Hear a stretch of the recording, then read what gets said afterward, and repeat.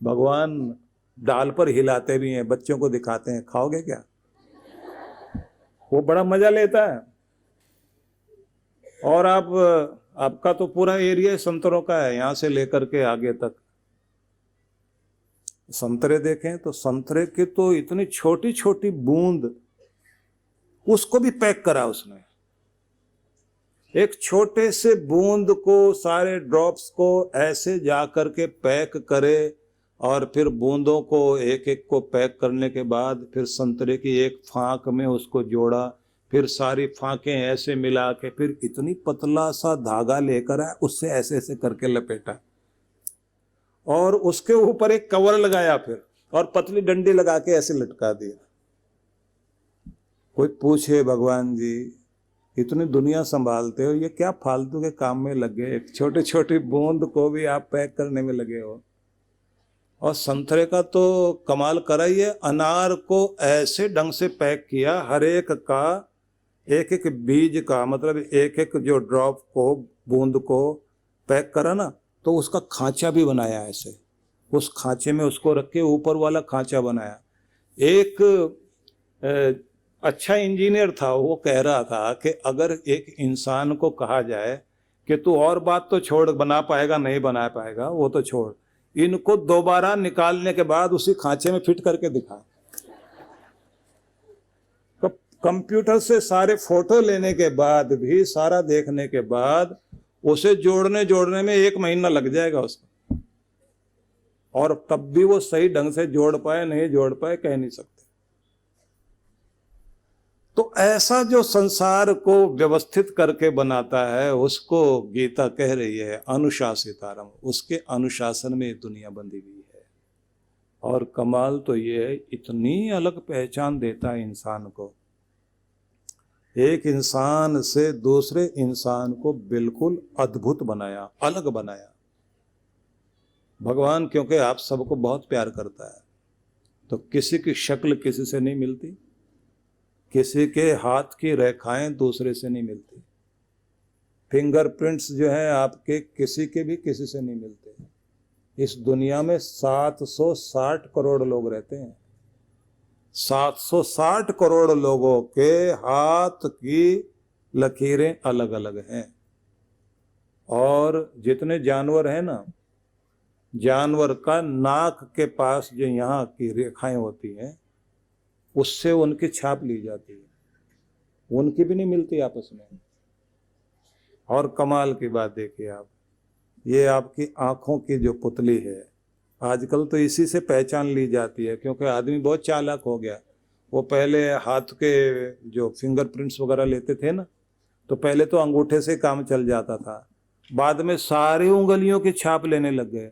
अब उससे भी काम नहीं चलता, आदमी जो है ना तेजाब वेजाब लगा के हटा लेता है, इसको खराब कर लेता है। तो अब ये हुआ कि आंखों की पतली पुतली जो है, कॉर्निया जो है, इसको स्कैन करते हैं। उसके बाद एक और शुरू हो गया है, डीएनए वाला तो चलता ही है, ये जो आपका जबड़ा है यहाँ वाला, इसको भी जो है स्कैन करते हैं। क्योंकि आदमी पता नहीं क्या कर बैठे, ये जो है वो प्लास्टिक सर्जरी वगैरह करके आ जाता है ना, प्लास्टिक सर्जरी में वो प्लास्टिक नहीं लगाते, यही आपकी चमड़ी यहाँ लगानी हो तो ऊपर वाली चमड़ी लेकर के उसको जंघा की लेकर के यहाँ लगाएंगे, यहाँ वाली उठा के यहाँ लगाएंगे, ऐसा नियम होता है। आपके शरीर का रूप पूरा पूरा बदला जा सकता है, पूरा चेहरा बदला जा सकता है। ये अलग बात है कि कोई कोई आदमी बेचारा नहीं समझता। एक आदमी जो है, उसकी पत्नी के चेहरे पर जलने से निशान पड़ गए थे, तो वो बेचारी रोज रोज कहती थी कि मेरा प्लास्टिक सर्जरी करा दो। तो डॉक्टर के पास गया, कंजूस आदमी था, कितने पैसे लगेंगे? डॉक्टर ने कहा 2 लाख रुपए। बोले प्लास्टिक हम अपने घर से दे देंगे, कम में काम कर दो। तो हम लोग समझते नहीं ना, ये खुरच के चमड़ी को यहाँ से निकाल के या जंगा से निकाल के उसकी लेयर उठा के लगाते हैं वो लोग, और नाम दिया हुआ प्लास्टिक सर्जरी। तो आप सोचिए कि कितनी पहचान भगवान ने दी है आपकी। आपके सिर का एक बाल भी कहीं गिर जाए, वो भी आपकी पूरी पूरी पहचान है, उससे भी आपका पता लग जाएगा। और कमाल की बात तो यह है कि हर आदमी के शरीर की स्मेल अलग अलग है। आपको जानवर सिर्फ सूंघ के पहचानता है, वो आपको ऐसे नहीं पहचानता। सूंघ ले, कोई आदमी छिप के बैठ जाए ना जंगल में, झाड़ी में, पीछे से रींछ आ रहा हो या भेड़िया या फिर कोई और हिंसक जानवर, तो आप तो सोच रहे हैं हम तो छिप के बैठ गए, उसे क्या पता, वो सूंघता सूंघता सूंघता वहीं पहुंच जाएगा। इसलिए तो अपराध विज्ञान में ये व्यवस्था है ना, कुत्ते को ट्रेंड किया जाता है। चोर का कहीं एक रुमाल भी गिर जाए तो कुत्ते को सूंघाओ, वो भीड़ में खड़े हुए चोर को वहीं जाके पकड़ता है। आपका सबका स्पर्श भी अलग अलग है, एक जैसा नहीं है। अंधा आदमी आपको कैसे पहचानता है? आपका हाथ पकड़ता है ना जब, उसी से पहचान लेते हैं, अच्छा ये हो। और चलने का स्टाइल, बोलने का स्टाइल, सबका एकदम अलग अलग, इतना अलग रखा आपको। तो ये समझिए भगवान कितना प्यार करते हैं आपको, आपको इतना अनुपम अनोखा सबसे अलग बनाया, अलग पहचान दे। लेकिन क्या चाहते हैं भगवान कि अपनी पहचान अलग ही बनाओ इस दुनिया में, कुछ ऐसा करके जाओ कि तुम भीड़ का हिस्सा ना बनो, पूरी दुनिया तुम्हें याद कर सके, कुछ ऐसा करके जाओ। और ये तब संभव है जब आप अपने जीवन को कहीं ना कहीं व्यवस्थित करने की कोशिश करें। देखिए, दौड़ने से पहले किधर दौड़ना, क्यों दौड़ना, किस लिए दौड़ना, ये जानना जरूरी होता है। कोई भी कर्म कर रहे हो उसे करने से पहले व्यवस्था बनाओ। दूसरी बात, आप सबको अपना भाग्य जगाना भी आना चाहिए। भाग्य जगाने के लिए ये जरूरी है कि आपको कोई भी काम करते हैं उसकी पूरी जानकारी होनी चाहिए, ट्रेनिंग जरूर लें। अच्छे सिखाने समझाने वाले जो लोग हों उनके साथ बैठना शुरू करो। बेकार में अपना समय कभी खराब मत करो। जितने कीमती आदमियों के साथ बैठोगे उतने ही कीमती बन जाओगे, और बेकार के आदमियों के साथ बैठोगे तो बेकार ही रह जाओगे। तो कीमती मानिए अपने आप को, और अपने मस्तिष्क का नवीनीकरण करो, नया बनाओ दिमाग को। और ये तब होता है जब सीखने को तैयार रहो। दुनिया के बड़े से बड़े लोग नया सीखते हैं, नया करते हैं। मैं इस बात के लिए बहुत खुश होता हूँ जब बाहर विदेशों में देखता हूँ ना, अमेरिका, यूरोप और अन्य देशों में 70-80 साल के लोग भी पढ़ने के लिए बैठे होते हैं, नया सीखते रहते हैं, जानते रहते हैं। हम लोग टीवी की उपासना करने में लगे रहते हैं सारा दिन, पता नहीं कौन सा देवता है, हाथ जोड़ के बैठे रहते हैं उसके आगे। कुछ पढ़िए, कुछ नया सीखिए। और आज की दुनिया में तो जानने के लिए इतना आसान हो गया। आपकी ई लाइब्रेरी इतनी बड़ी लाइब्रेरी है, एक स्विच ऑन करें पूरी दुनिया की जानकारी सामने आती है। कोई किताब ढूंढने के लिए नहीं जाना पड़ता। हम लोग अपने घर में 3 फ्लोर में, हर फ्लोर में एक लाइब्रेरी है।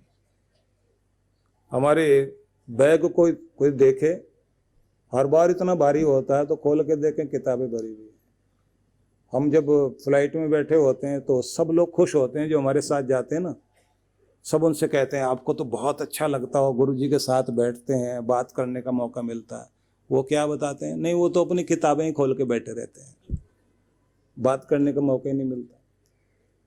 और हमें क्या लगता है कि दुनिया के महान से महान लोगों से मिलने का मौका मिलता है जब हम किसी किताब को खोलते हैं ना, तो उस युग में पहुंच जाते हैं जिस युग का वो महान पुरुष है। बहुत अच्छा लगता है। मेरे आश्रम में आप जाइए तो वहाँ आपको बहुत अच्छी लाइब्रेरी मिलेगी। मेरे घर जहाँ मैं बैठता हूँ, वहाँ मंदिर में जहाँ पहले बैठता था वहाँ भी लाइब्रेरी, बहुत अच्छा लगता है। हजारों बुक्स हैं और ऐसा लालच आता है कि सबको छोड़ के इनके बीच बैठने का मौका मिले, अपने अपने युग के महान पुरुषों से मिलने का मौका मिले। तो मेरा निवेदन है सभी से, अच्छी पुस्तकें पढ़ो, अपने घर में अच्छी किताबें रखा करें। ये पत्र पत्रिकाएं वैसी नहीं हैं जिसमें ये फिल्मी बातें लिखी होती हैं या कोई राजनीतिक मैगजीन नहीं, जिससे आपका स्तर ऊंचा हो, आप जिस फील्ड में हैं उस फील्ड में और आगे जाने के लिए आपको नया नया बहुत कुछ सीखने के लिए। पूरी दुनिया में कितने कितने नई नई चीजें आ रही हैं, जो बहुत सारी चीजें हैं ना ऐसी, जैसे द जर्नल या द साइंस नाम से मैगजीन निकलती है, लंदन से निकलती है, जिसमें बहुत सारे साइंस में जो नई नई खोजें हो रही हैं, मेडिकल साइंस में जो खोजें हो रही है उसके संबंध में आ रहा है। अभी जो 400 साल तक आदमी की उम्र बढ़ाई जा सकती है, इस पर काम हो रहा है। अभी इस चीज पर रिसर्च हो रही है और तैयारी हो गई कि आदमी जो है यहाँ से, जैसे आप अपनी कार में बैठ के जाते हैं, अब उड़ने वाली कार तैयार कर दी गई है और कुछ जगह तो टैक्सी के रूप में शुरू होने जा रही है। आदमी का जो है डीएनए से लेकर के उसका बोन मैरो से जो चिकित्साएं की जा रही हैं उस पर बहुत अच्छी रिसर्च सामने आई है। बोन मैरो से आपका जो कैंसर का इलाज तो हो ही रहा, अब घुटनों के दर्द का इलाज शुरू हो गया। बोन मैरो जो आपके 10% तो दाढ़ में होता है, आपके जो कमर की हड्डी होती है ना बड़ी वाली, उसमें से ये पंचर करके लेते हैं। नई नई रिसर्च, ये तो साधारण जानकारी है, लेकिन आपको जो मैं कहना चाहता हूं, आध्यात्मिक रूप से भी आपको बहुत कुछ जानना चाहिए। तो कुछ बातें कहूंगा जो ध्यान से सुनिए। एक, अच्छी प्रार्थनाएं आपके पास होनी चाहिए, जीवंत प्रार्थना, दमदार प्रार्थनाएं। कैसी? एक प्रार्थना सुनिए आप, जिसमें भक्त कहता है, प्रभु मैं नहीं कहता कि मेरी जिंदगी का रास्ता तू आसान बना, मेरी प्रार्थना तो ये है जिंदगी के टेढ़े मेढ़े मार्ग पर भी मुझे आसानी से चलना आ जाए, बस वो शक्ति दे तो मुझे। मैं ये नहीं प्रार्थना करता तो मेरी जिम्मेदारियां कम कर, मेरी प्रार्थना जिम्मेदारियां भले ही कितनी बढ़ा, लेकिन मेरे कंधे इतने मजबूत कर कि हर जिम्मेदारी को मैं उठा सकूं और खूबी से निभा सकूं। मैं प्रार्थना ये नहीं करता कि उलझने दूर कर, उलझने सुलझाने की सुबुद्धि की कामना करता हूं। और मैं नहीं कहता कि दुख दूर कर, जिंदगी की समस्याओं के बीच मुस्कुराते रहने का आशीर्वाद तो मुझे दे कि हर समय खिला रहा।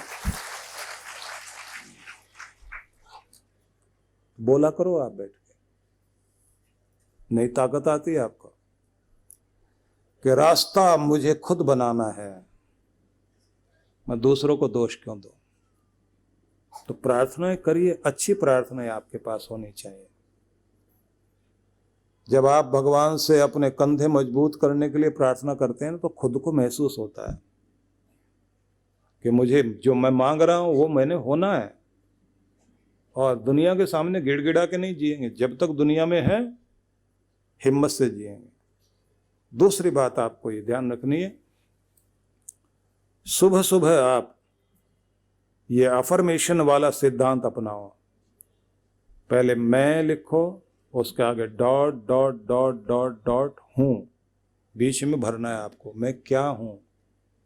सौभाग्यशाली, मैं कर्मठ इंसान, मैं कर्म योगी हूं, मैं नियम में चलने वाला आदमी हूं, मैं समय का पालन करता हूं, मैं जिंदगी की कीमत समझता हूं, मैं इस दुनिया में प्रेम का मसीहा हूं, मैं शांति बांटने के लिए दुनिया में हूं, मैं चारों तरफ फूल खिलाता हूं, कांटे बिखेरने का काम नहीं करता।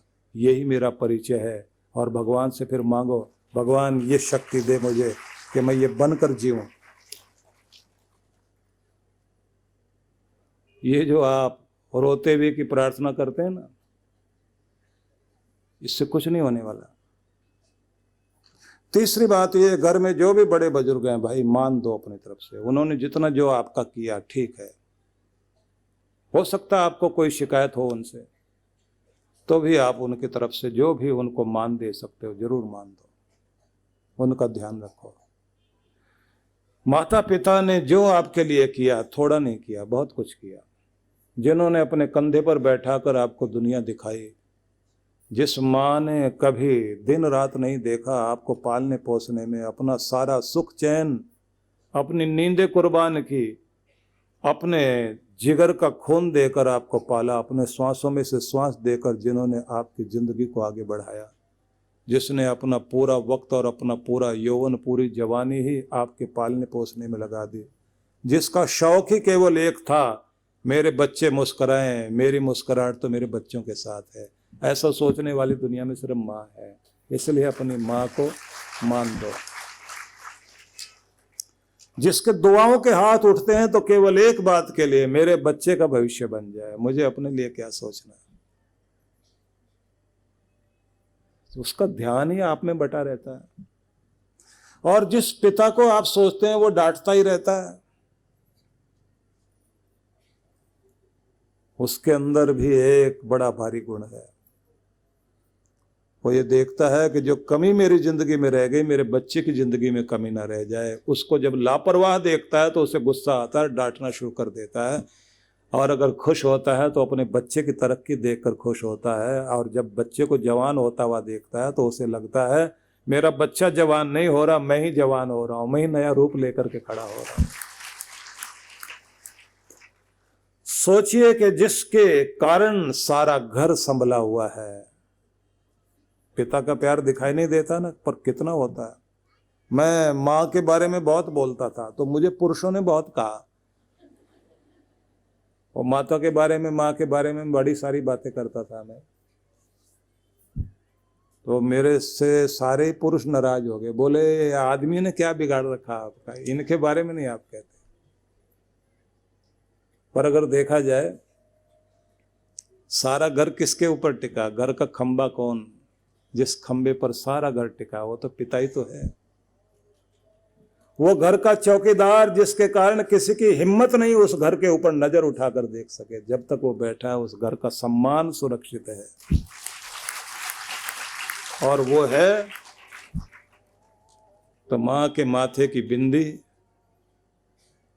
और बच्चों के लिए सारे कपड़े से लेकर उनका भोजन, उनकी शिक्षा, उनका भविष्य, वो जो भाग्य लिख रहा है वो पिता ही तो है।